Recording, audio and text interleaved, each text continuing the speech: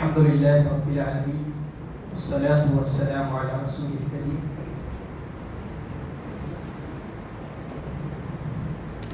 سولہ بارہ یہ کئی صورتوں پر مشتمل ہے. سورہ کہف کا کچھ حصہ بھی گزرا ہے. سورہ مریم مکمل ہوا. سورہ طٰہٰ الحمدللہ مکمل ہوا.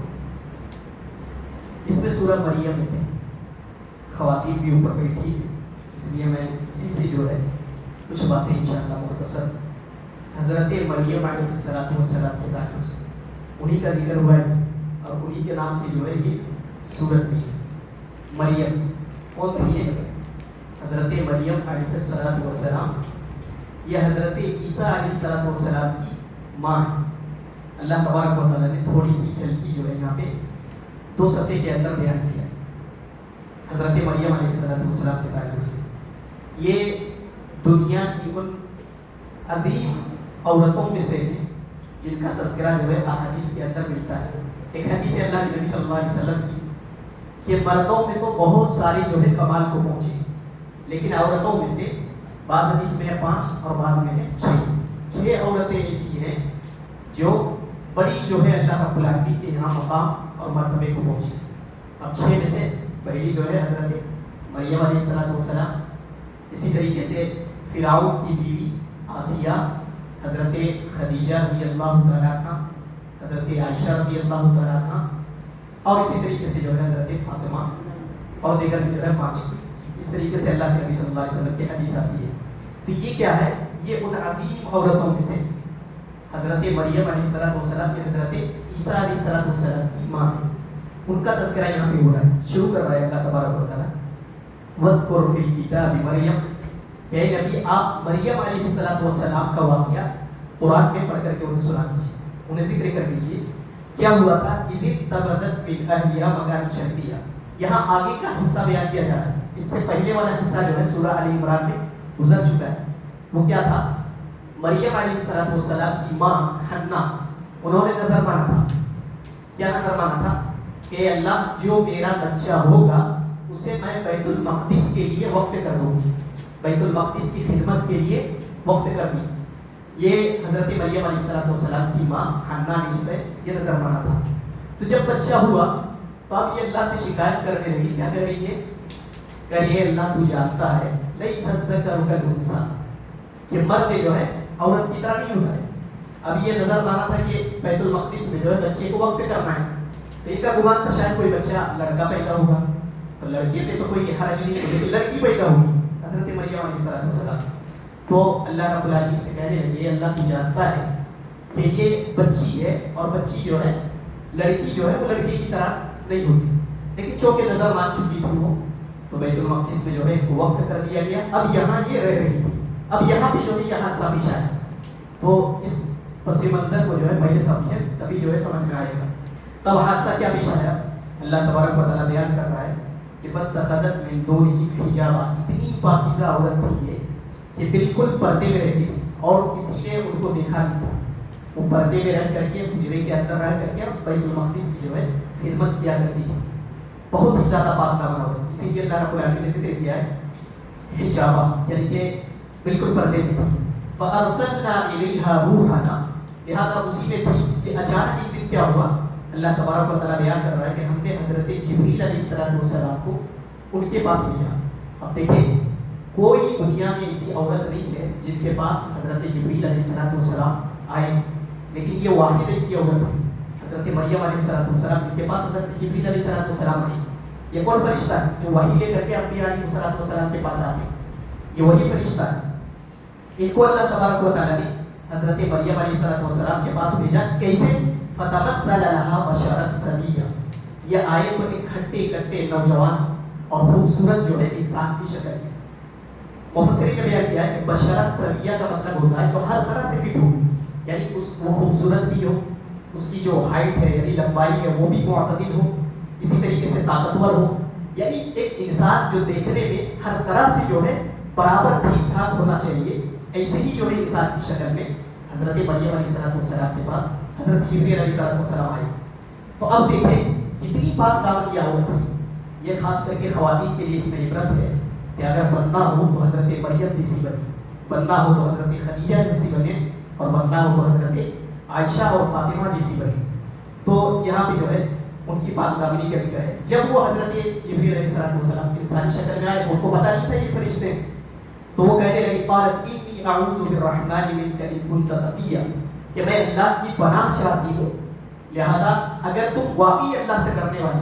مفسرین نے بیان کیا ہے کہ اللہ کا نام جب حضرت جبریل علیہ السلام نے سنا تو کہتے وہ کانپ اٹھے کہ یہ اللہ کی پناہ مانگ رہی ہے مجھ سے. تو فوراً جو ہے انہوں نے کہہ دیا، کیا کہا؟ انما انا رسول ربی، کہا کہ اللہ کی بندی میں اللہ کی طرف سے کیا ہوں؟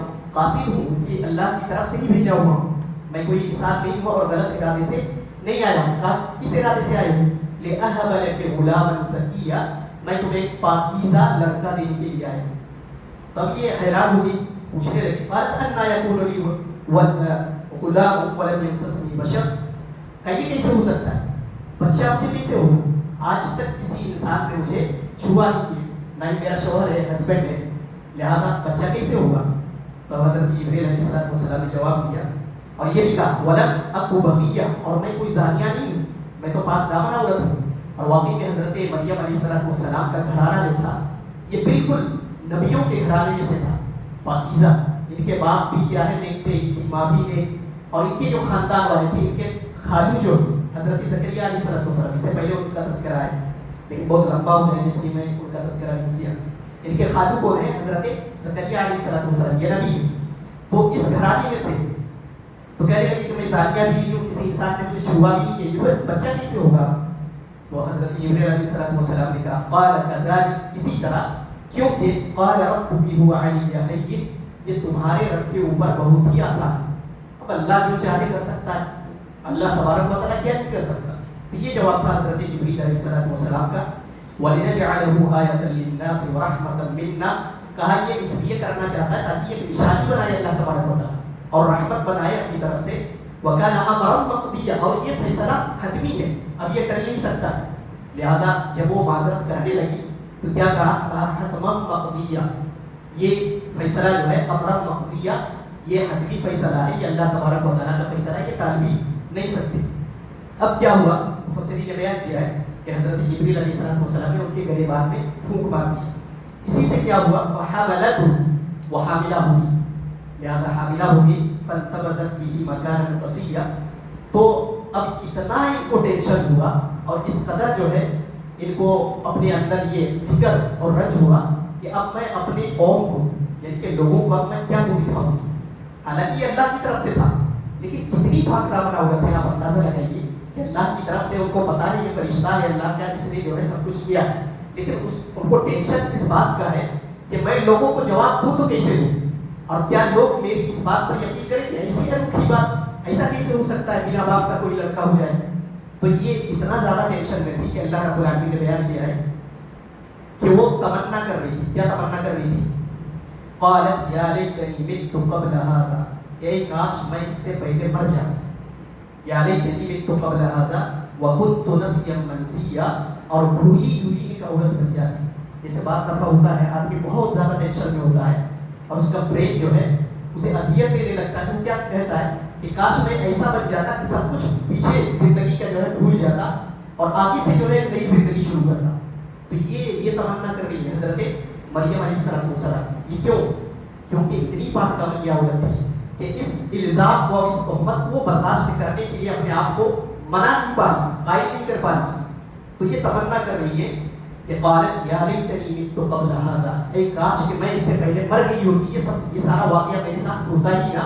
وکنت نسیا منسیا، اور شاید کاش کہ میری پوری زندگی کی جو کچھ ہوا ہے میرے ساتھ یہ سب کیا ہو جاتا، بھول جاتی، اور پھر اس کے بعد سے جو ہے نئی زندگی شروع ہوتی. تو یہ تمنا کر رہی ہے حضرت مریم علیہ السلام. اس کے بعد کیا ہوا کہ پھر جو ہے انہوں نے لوگوں کے ڈر سے اور تانے کے ڈر سے ایک تنہائی کی جگہ بھی چلی گئی.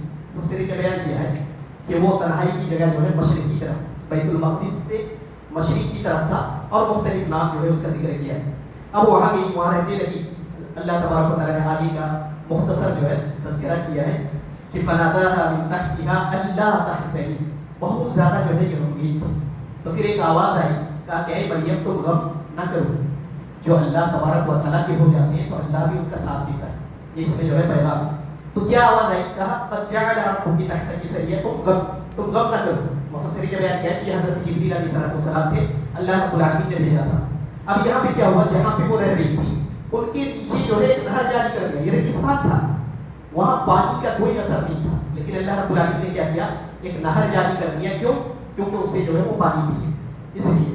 اور دوسرا کیا تھا وہاں پہ، وَهُزِّي إِلَيْكَ بِجِذْعِ النَّخْلَةِ، جہاں پہ گئی تھی وہاں پہ ایک کھجور کا بھی درخت تھا. مفسرین نے لکھا ہے کہ کھجور کا درخت تو تھا لیکن اس میں کھجور نہیں تھا، بالکل سوکھا ہوا درخت، نہ پتا ہے نہ کھجور ہے نہ کچھ بھی نہیں تھا. تو اللہ رب العالمین نے دو چیز کا حکم دیا کہ یہ جو نہر ہے اس سے پانی پیو، اور جو کھجور کا درخت ہے اس کھجور کے تنے کو ہلاؤ. تو اس سے کیا ہوگا، وَهُزِّي إِلَيْكِ بِجِذْعِ النَّخْلَةِ تُسَاقِطْ عَلَيْكَ رُطَبًا جَنِيًّا.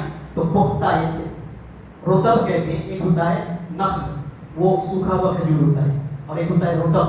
رطب کے معنی جو ایک دم تر و تازہ جو کھجور ہوتا ہے اس کو کہا جاتا ہے. تو اللہ تبارک و تعالیٰ نے کہا کہ تر و تازہ کھجور، آپ اندازہ لگائیے درخت سوکھا ہوا ہے اور اس کے جو شاخیں ہیں وہ بھی سوکھے ہوئے، اور اللہ رب العالمین کہا ہے کہ تر و تازہ کھجور جو ہے تمہارے اوپر گریں گی. اور دوسری چیز یہاں پہ یہ ہے کہ حضرت مریم علیہ السلام اتنی کمزور تھی تو حاملہ ہے اور عورت کمزور ہے، اور تنے کو اللہ رب العالمین ہلانے کا حکم دے رہا ہے. ایسا کیوں ہے؟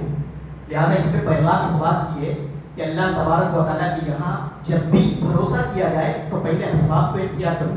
بہت سارے لوگ ہیں گھر میں بیٹھے رہتا ہوں، اللہ نے تو رزق لکھ دیا تو میرے پاس آ ہی جائے گا. یہ اس بات کی جو ہے پیغام ہے کہ حضرت مریم علیہ السلام کو کم از کم اللہ رب العالمین نے ہلانے کو حکم دیا، اگرچہ ہلانے سے کچھ نہیں ہوتا ہے.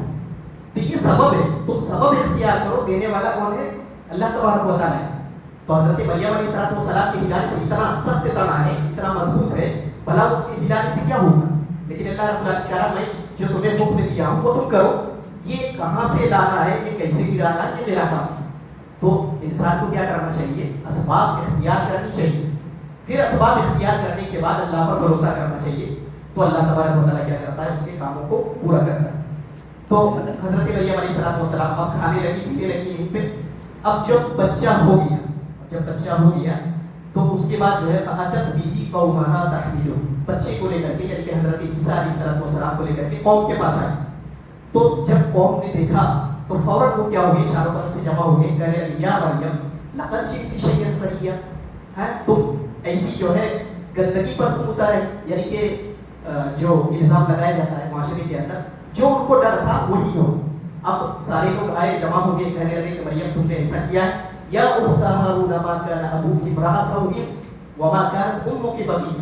اور کیا کہہ رہی ہے وہ کہ اے ہارون کی بہن، نہ تو تمہارا باپ برا تھا، وما کانت امک بغیہ، اور نہ ہی تمہاری ماں کیا ہے زانیہ تھی. تمہارا پورا گھرانہ جو ہے پاکیزہ تھا. تمہارا باپ نے، تمہاری ماں نے، تمہارے بھائی سب کیا ہے، تمہارے پورے خاندان جو ہے یہ نیک. تم کیسے زانیہ ہوگی؟ حالانکہ حضرت مریم علیہ السلام ایسے نہیں تھی. یہ چیز ان کو پتا ہے.